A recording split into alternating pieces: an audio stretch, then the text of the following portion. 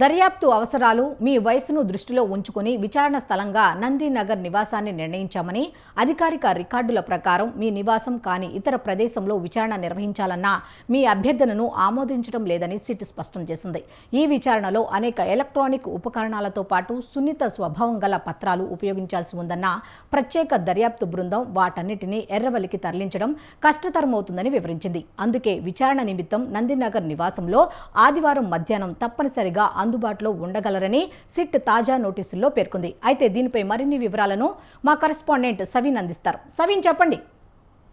ఇప్పటికే బీఆర్ఎస్ అధినేత మాజీ ముఖ్యమంత్రి కేసీఆర్కు సిట్టు 2 సార్లు నోటీసులు ఇచ్చింది. తొలుత సిట్ నోటీసులు ఇవ్వగా దానికి సంబంధించి మున్సిపల్ ఎన్నికల నామినేషన్ల ప్రక్రియ ఉండటంతో ఏ ఫారాలు బి ఫారాలు అందించాలి, నామినేషన్ల ప్రక్రియను పరిశీలించాలి, బీఆర్ఎస్ అధ్యక్షుడిగా మున్సిపల్ ఎన్నికల ప్రక్రియలో బిజీగా ఉండటం వల్ల విచారణకు రాలేనట్టు కేసీఆర్ సిట్ అధికారులకు అంటే ఏసీపీ వెంకటగిరికి లేఖ రాశారు. దీనికి సంబంధించి సిట్ కేసీఆర్ అభ్యర్థనను మన్నించింది. ఇప్పుడు తాజాగా రాత్రి 9:30 ప్రాంతంలో మరోసారి సిట్ అధికారులు కేసీఆర్ నందినగర్ నివాసానికి వచ్చారు. అక్కడ కేసీఆర్ అందుబాటులో లేకపోవడంతో ఇంటి గోడకు నోటీసులు అందించడంతో పాటు అక్కడ ఉన్నటువంటి సిబ్బందికి కూడా నోటీసులు అందించారు. సెక్షన్ 160 సిఆర్పిసి ప్రకారం రేపు మధ్యాహ్నం 3 గంటలకు ఫిబ్రవరి 1వ తేదీ ఆదివారం మధ్యాహ్నం 3 గంటలకు నందినగర్ నివాసంలో కేసీఆర్ అందుబాటులో ఉండాలంటూ ఆ నోటీసులో పేర్కొన్నారు. అంతకుముందు సిట్కు రాసినటువంటి లేఖలో కేసీఆర్ కొన్ని అంశాలు లేవనెత్తారు. ముఖ్యంగా ప్రస్తుతం నేను సిద్దిపేట జిల్లా మర్కూక్ మండలం ఎర్రవల్లి నివాసంలో ఉంటున్నాను. మీరు నాకు ఏమైనా నోటీసులు పంపించాలన్నా, నన్ను విచారణ చేయాలన్నా అక్కడికి వచ్చి విచారణ చేసుకోవచ్చంటూ ఆ నోటీసుల్లో తెలిపారు. అయినప్పటికీ కేసీఆర్ ఇచ్చినటువంటి ఎన్నికల అఫిడవిట్లో అడ్రస్లో ప్రధానంగా నందినగర్ నివాసమే ఉంటూ వస్తుంది. కాబట్టి ప్రస్తుతం సిట్ ఏదైతే విచారణ జరుపుతుందో ఆ ప్రాంతం హైదరాబాద్ పోలీస్ కమిషనరేట్ పరిధిలో ఉంది. కాబట్టి ప్రస్తుతం నందినగర్ నివాసం కూడా అక్కడే ఉంది. కాబట్టి నందినగర్ నివాసం లేదా హైదరాబాద్ నగర పరిధిలో ఎక్కడైనా కేసీఆర్ కోరుకున్న చోట విచారణ చేస్తామంటూ గతంలోనే సిట్ అధికారులు స్పష్టం చేశారు. కాబట్టి నందినగర్ నివాసంలోనే విచారణ చేస్తామంటూ మరోసారి ఇచ్చినటువంటి నోటీసుల్లో సిట్ అధికారులు పేర్కొన్న పరిస్థితి మనకు కనపడుతుంది. దీనికి సంబంధించి ఈరోజు బీఆర్ఎస్ అధినేత మాజీ ముఖ్యమంత్రి కేసీఆర్, బీఆర్ఎస్ పార్టీ ముఖ్య నేతలు వర్కింగ్ ప్రెసిడెంట్ కేటీఆర్తో పాటు మాజీ మంత్రి హరీష్ రావు, అదేవిధంగా లీగల్ టీంతో కూడా సంప్రదింపులు జరుపుతున్నారు. మొన్న సిట్కు రాసినటువంటి లేఖలో మాజీ ముఖ్యమంత్రిగా, ప్రధాన ప్రతిపక్ష నేతగా, రాజకీయ నాయకుడిగా చట్టాలపై నమ్మకం ఉంది, విచారణకు సహకరిస్తానంటూ కేసీఆర్ స్పష్టం చేశారు. ఇక గతంలో ఫోన్ ట్యాపింగ్ అంశంలో ఫోన్ ట్యాపింగ్ అనేది ముఖ్యమంత్రికి సంబంధం లేదు, ఏ ప్రభుత్వం ఉన్నా ముఖ్యమంత్రి అందులో ఇన్వాల్వ్ కారనేది కేసీఆర్ చేస్తున్నటువంటి వాదనగా మనకు కనపడుతోంది. ఇప్పటికే ఈ సిట్ విచారణకు సంబంధించి బీఆర్ఎస్ పార్టీ తరఫున మాజీ ఎమ్మెల్యేలు, ఎమ్మెల్సీలు హాజరు కావడమే కాదు, బీఆర్ఎస్ పార్టీ అగ్రనేతలు, ముఖ్య నేతలుగా ఉన్నటువంటి వర్కింగ్ ప్రెసిడెంట్ కేటీఆర్తో పాటు మాజీ మంత్రి హరీష్ రావు, బీఆర్ఎస్ పార్టీకి సంబంధించి రాజ్యసభ మాజీ ఎంపీ, ప్రధాన కార్యదర్శి జోగినపల్లి సంతోష్ కుమార్ సిట్ విచారణకు హాజరయ్యారు. అంతకుముందే ఈ సిట్ ఫోన్ ట్యాపింగ్ అంశంలో ప్రధానంగా ఎవరి ఫోన్లు అయితే ట్యాప్కు గురయ్యాయో వారిని కూడా పిలిచి వారి స్టేట్మెంట్లు రికార్డు చేశారు.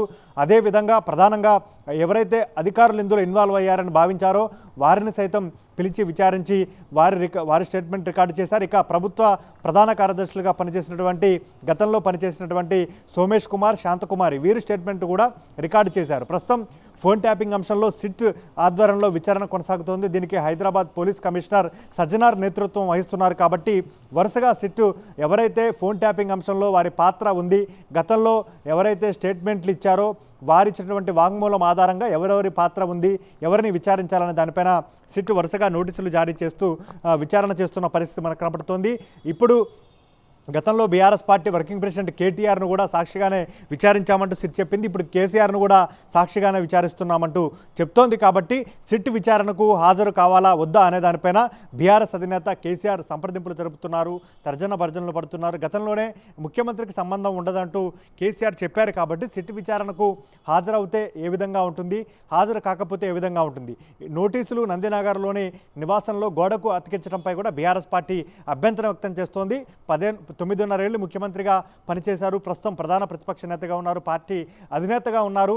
అవమానించే విధంగా, కేసీఆర్ను అవమానించే విధంగా ఇంటి గోడకు నోటీసులు అంటించారు, సిబ్బందికి ఇచ్చి వెళ్ళవచ్చు కదా అనేది అంశాన్ని కూడా బీఆర్ఎస్ పార్టీ వ్యక్తం చేస్తుంది. దీనిపై BRS party working president KTR దీనిపై ఎక్స్లో పోస్ట్ చేశారు. ముఖ్యంగా రేవంత్ రెడ్డి ప్రభుత్వం కక్ష సాధింపు చర్యలకు పాల్పడుతుందంటూ కూడా కేటీఆర్ ఎక్స్లో పోస్ట్ చేశారు. మరోవైపు సిట్ విచారణకు హాజరు కాకపోతే ఏం చేయాలి, సిట్ను మరికొంత సమయం అడగాలా లేకపోతే కోర్టును ఆశ్రయించాలా, హైకోర్టులో హౌస్ మోషన్ పిటిషన్ దాఖలు చేసి సిట్ విచారణకు హాజరు కాకుండా స్టే తెచ్చుకునే ప్రయత్నం ఏమన్నా బీఆర్ఎస్ అధినేత కేసీఆర్ తరపున బీఆర్ఎస్ పార్టీ చేస్తుందా లేదా అనేది ఈరోజు సాయంత్రం లోపు క్లారిటీ వచ్చే అవకాశం కూడా మనకు కనపడుతుంది.